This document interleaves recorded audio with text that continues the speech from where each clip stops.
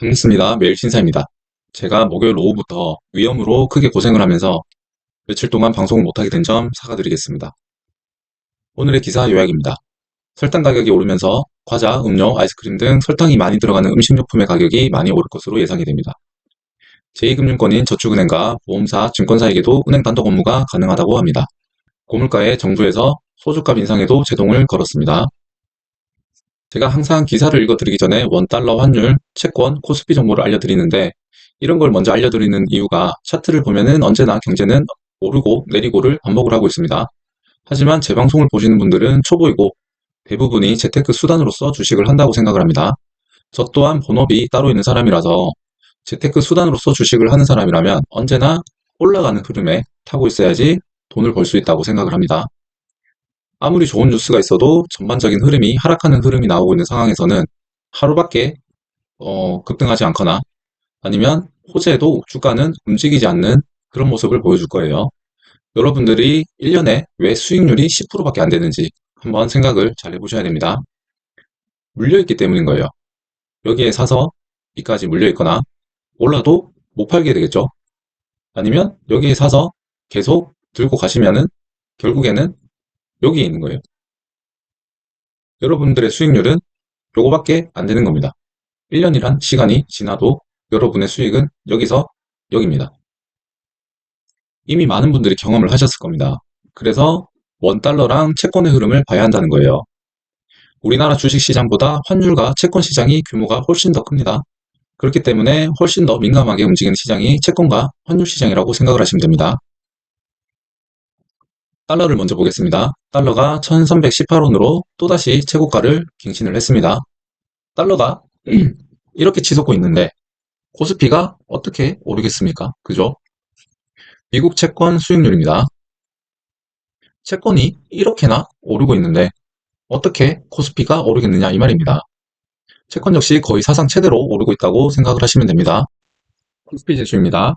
제가 계속해서 올라가는 큰 흐름을 만들어내기 위해서는 단기적으로 하락하는 모습이 나와줘야 된다고 말씀을 드렸고요. 코스피가 박스권에 갇혀 있다고 말씀을 드렸지만 최근에 한번 깨지면서 이제는 하방으로 흐름이 바뀐 것 같습니다. 우리가 흐름이 올라가는 흐름으로 바뀌려면은 외국인들이 들어와 줘야 되는데 지금은 외국인들이 못 들어오고 있죠. 왜죠? 환율이 오르고 있으니까. 채권이 오르고 있으니까. 네, 못 들어오고 있습니다. 이건 코스피 주봉입니다. 일주일 동안 모아놓은 차트입니다. 일봉으로 봤을 때는 계속해서 박스권을 그리는 모습을 보여줬었는데 실제로 주봉을 봤을 때는 뭔가 계속해서 떨어지는 모습이 보이고 있죠. 네, 제가 주식 초보분들은 투자를 오히려 하지 말라고 이때부터 말씀을 드렸었습니다. 아직은 계속해서 현금을 보유를 하시고 투자를 하신다면은 보유하고 있는 자산의 한 20에서 30% 이내에서 즐기시는 것을 추천을 드립니다. 슈거플레이션이 덮쳤다. 원재료인 설탕 가격이 오르면서 과자랑 아이스크림들의 가격이 줄줄이 인상될 예정입니다. 사탕수수가 연료로, 바이오 연료로 사용이 되고 인도에서는 수출 제한을 하고 있고 생산량이 많이 줄었다고 합니다. 수요와 공급적인 면에서 본다면은 수요는 늘었고 공급은 줄어버렸습니다. 그래서 가격이 확 늘어나 버린 건데 이렇게 원재료 가격이 올라 버리면 여러 방면에서 다들 가격이 늘어나 버리겠죠. 우선 설탕을 수입하고 유통하는 그런 회사들, 유통회사들 가격이 들썩일 거고요. 설탕이 많이 들어가는 음료와 아이스크림, 과자, 그런 관련주들 가격이 또 오르겠죠. 제가 지난주에 빙그레 여름 관련주로 추천을 해드린 적이 있었습니다. 이번 주 딱히 이슈들이 없으면 1에서 2주 정도는 갈 이슈이기 때문에 이때 사두신 분들이 계신다면 이제는 충분히 돈을 벌 수 있는 기회가 되지 않을까 네, 그렇게 생각을 합니다. 초보분들은 이번 주에 급등주에 잘못 들어가면은 설거지 당할 수도 있습니다. 주의해서 투자하시기 바랍니다. 보험사와 증권사에도 이제는 은행업을 할 수 있다고 합니다. 전에 새벽에도 환전할 수 있게 하겠다는 뉴스에 제가 증권사를 사라고 한 적이 있었습니다. 지금 증권사 입장에서는 계속해서 호재들이 나오고 있는 중이라고 보시면 됩니다. 증권사 입장에서는 STO 관련해서도 아직 호재가 살아있기 때문에 증권주가 괜찮을 것 같습니다. 취약 대출자들이 더는 못 버틴다. 인터넷 뱅킹 연체율이 상승한다. 작년 말 기준 토스랑 K뱅크, 카카오뱅크가 합쳐서 3천억 원 가까이 연체를 했다고 합니다.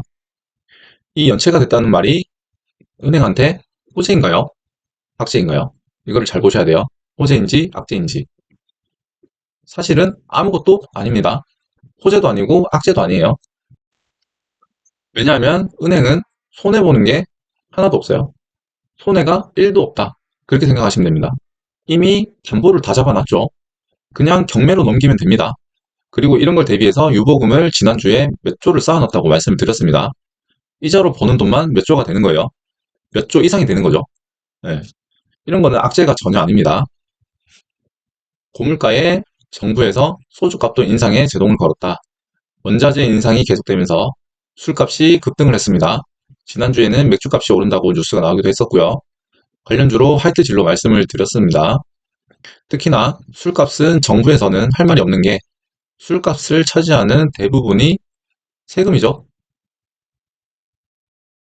이 세금이기 때문에 세금을 완화시켜줘야지 물가가 잡힌다고 저는 생각을 합니다. 오늘의 기사 요약입니다. 설탕 가격이 오르면서 과자, 음료, 아이스크림 등 관련주들 급등이 날 거라고 생각이 듭니다. 제2금융권인 저축은행과 보험사, 증권사에게도 은행 업무가 가능하게 한다고 합니다. 고물가에 정부에서 소주값 인상에도 제동을 걸었습니다. 이상입니다. 감사합니다.